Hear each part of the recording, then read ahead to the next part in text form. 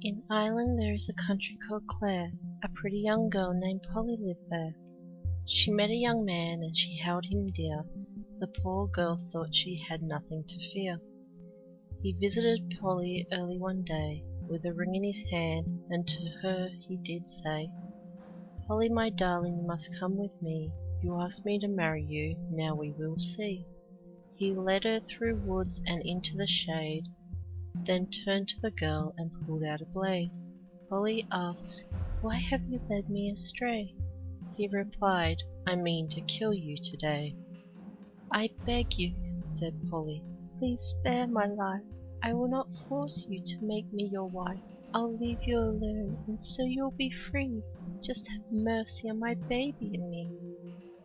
"There is no time for talking, your life it won't save, for all night long I've been digging your grave." He laughed as the poor girl started to cry, then with his sharp knife he said his goodbyes. He buried her body safe and secure, no one could find her, of that he was sure. Then he left on a ship and sailed the world round, thinking the girl's corpse would never be found.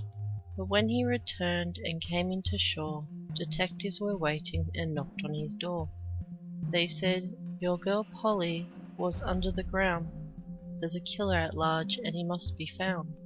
The young man was quick to say, "It's not me," then leaned back and smiled, as cool as can be. They believed him when he stood up to swear, "I never killed no one, I vow and declare." Now as he lay in bed that very night, Polly appeared in a ghostly white light. She grabbed him and ripped him and tore him in three, and screamed, "That's revenge for my baby and me."